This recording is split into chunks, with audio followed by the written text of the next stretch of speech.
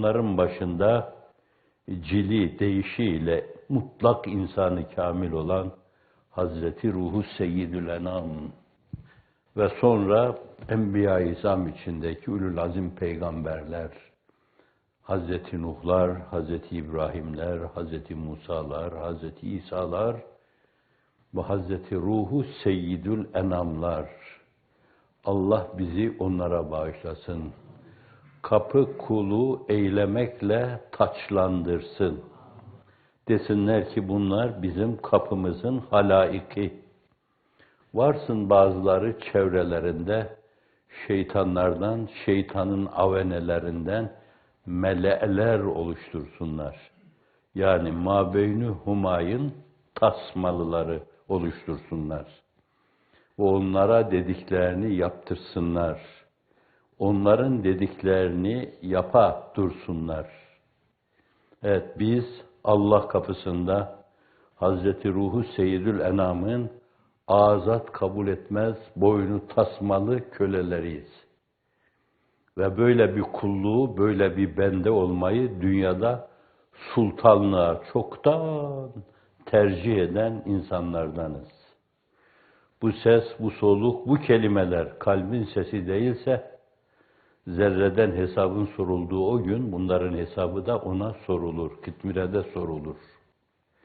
Tercihimizi çoktan yapmışız. Kimin kapısının halayiki kulu, ayağı prangalı, boynu tasmalı köleleri olduğumuzu çoktan ilan ifade etmişiz. La ilahe illallah hakikatiyle Muhammedur Resulullah tekmil cümlesiyle. O onsuz olmaz, biri diğerinin lazımı. Allah'a öyle bir dellal lazım. Dolayısıyla evvelu ma halakallahu nuri. Her şeyi yaratmadan evvel onun nurunu yaratmış, kendini ilan edecek hakkıyla, efaliyle, asarıyla, esmasıyla, sıfatıyla ilan edecek birisini belirlemiş ve varlığı yaratmış. Yoksa o güzellikler, ona ait hususiyetler, bütün onlar bilinmedikten sonra esasen o varlık hakkında çokları bigane kalırlardı. Ama o evsafıyla, esmasıyla, efalıyla, asarıyla onu bize talim etmesi suretiyle verilmesi gerekli olan derslerin akademiler üstü, en üstününü bize talim buyurdu.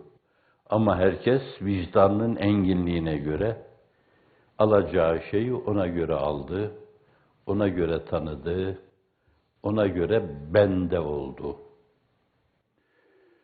Başkalarına kul olma meselesinden sıyrılmanın yolu, Allah'a kul olmadan, Hazreti Resulü Şan'a bende olmadan geçer.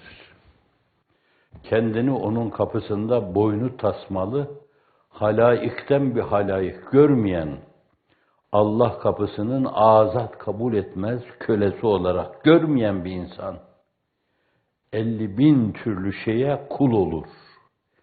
Servete kul olur, alkışa kul olur, intikama kul olur, hırsa kul olur, hasede kul olur, hemze kul olur, lemze kul olur, tayire kul olur, tayibe kul olur, tahkire kul olur, tenkile kul olur, ibadeye kul olur, kul olur, saymakla bitmez. O kadar çok şeyin kuludur ki o zavallı, o kadar şeyler karşısında bel kırar, boyun büker, asa gibi iki büklüm olur ki hiç sorma. Mekkeli müşriklerin 360 küsür putu vardı senenin günlerine göre. Bunun o kadar putu vardır ki 360 değil, 3600 küsür putu vardır. Dünyaya ait cazibedar güzellikler, malayaniyata ait şeyler, bohemliğe ait şeyler, şehavani duygulara bağlılık gibi şeyler, beşeri garizeye bağlılık gibi şeyler, haram helal bilmeme gibi şeyler, saltanat sürme duygusu gibi şeyler, o kadar çok şeyin arkasından koşturur durur ki, hafizanallah, saymakla bitmez putları. Öyle bir putperesttir ki bu, Ebu Cehil görseydi, Utbe görseydi, Şeybe görseydi, İbni Ebi Muayt görseydi, biz bile bu kadar ahmaklığa kendimizi salmadık. Öyle bir gaflet, öyle bir dalalet, öyle bir putperestlik, öyle çok ilah çağlayanla kendini salmış ki zavallı, cehennem deryasına varacağına kadar da aklı başına gelecek gibi görünmüyor.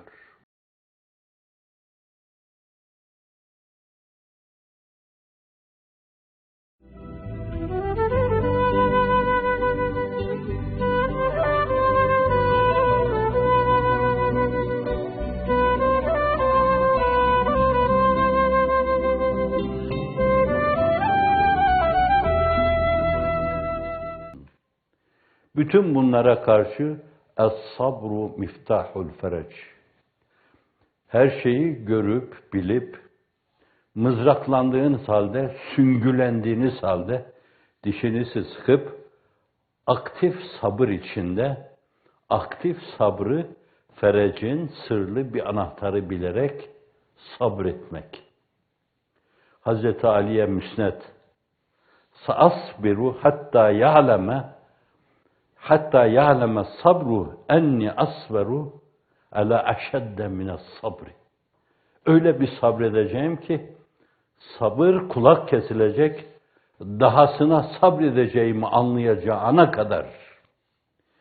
Kolumu koparmışlar hallaç gibi, ayağımı kesmişler veya Musab İbni Umeyr gibi bir kol gitmiş, öbür kol da gitmiş, bir bacak da gitmiş.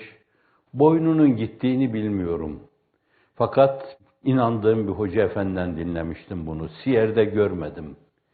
Boynuna kılıç inerken hicap duyarak, ağlayarak başını yere koymuş. Hala bir boynun varken onu koruyamadın. Ona kalkan olamadın. Böyle yapsalar, böyle bir muamelede bulunsalar, gelse celalinden cefa, yahut cemalinden vefa, ikisi de cana sefa, lütfun da hoş, kahrın da hoş. Değil mi ki sen teveccühte bulunurken kendine imrendiriyorsun, kendini sevdiriyorsun. Değil mi ki sen arındırmak için teedip ederken bizi günahlarımızdan arındırıyor, huzuruna pak, piru pak olarak almak istiyorsun. Bizim için o da hoş, o da hoş.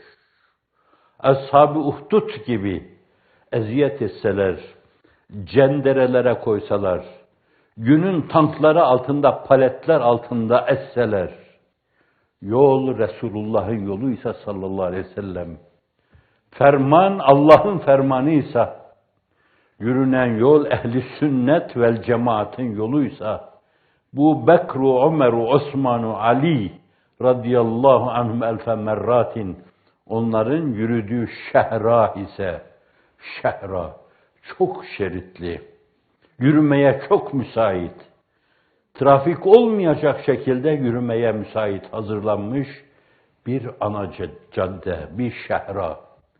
Yol o ise ve o yolda yürüme adına yöntem de onlara aitse, bence ne olursa olsun hepsi hafif gelir.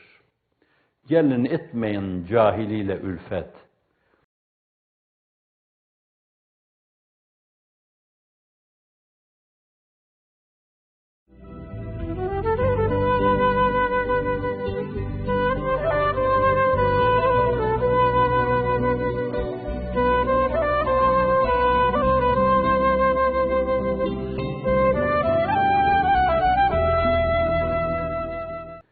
مَا جَعَلَ اللّٰهُ لِرَجُلٍ مِّنْ قَلْبَيْنِ فِي جَوْفِهِ.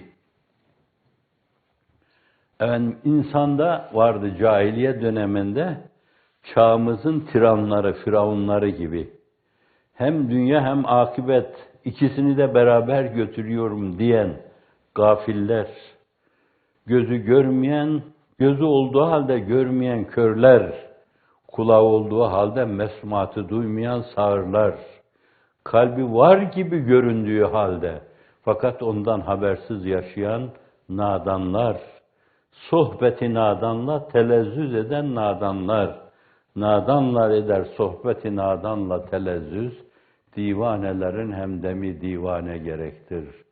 Zalimler eder sohbeti zulümle telezzüz, zalimlerin hemdemi zalim gerektir. Hainler eder sohbeti hainle telezzüz, hainlerin hemdemi hain gerektir.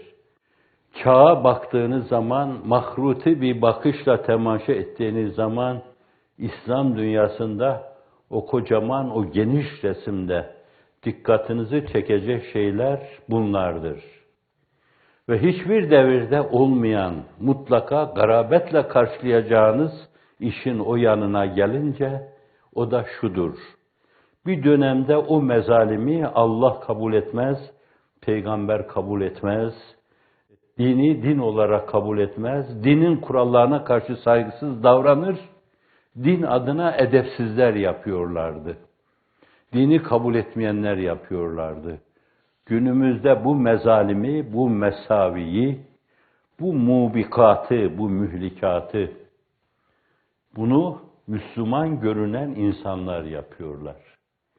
Ayağa kadar düşen ve size kadar gelen şu mülahazalara bakın, bir yönüyle isterseniz o tecrit mülahazasıyla, tecritte bilinen, bizim tarihimizde bilinen tecrit mülahazasında en iyi resim çizenin Picasso olduğundan bahsedilir. İslam'daki sanat gerçek tecrit, soyut mülahazaya dayalıdır. Evet. Bu tabloyu onlara resmettirmek istediğiniz zaman karşınıza çok korkunç şeyler çıkar. Yılanlar çıkar, sırtlanlar çıkar, goriller çıkar, hınzırlar çıkar, maymunlar çıkar. Çünkü insanı değerlendirecekseniz, resmedecekseniz tecrit mülazasıyla karakteri, ahlakı, tavırları, davranışları, düşünceleri, dün başka, bugün başka, yalanları, iftiraları, karalamaları, yapılmış umranları, yıkmaları, dalgalanan ruhu revani Muhammed'i, Seyyidina Muhammed sallallahu aleyhi ve sellemin mübarek bir şehbal gibi dalgalanan bayrağını aşağıya indirmeleri. Meseleyi bu mülahazalara bağlı resmettiğiniz zaman karşınıza çıkacak insan değil, başka türlü mahluklardır. Bu işin bir garibi, çok garip. Ebu Cehil'de, Utbe'de, Şeybe'de, İbni Ebi Mu'it'te görünmeyen bir garabet, Stalin'de görünmeyen bir garabet, Lenin'de görünmeyen bir garabet, Troçki'de görünmeyen bir garabet, bir garabet, bir garabet, bir garabet. Bundan daha garibi de bu garabetleri görmeden, bu resmi okumadan, bu beyinsizlerin arkasından sürüklenip giden insanların garip durumu. Onların da onların arkasından şuursuzca sürüklenip gitmeleri.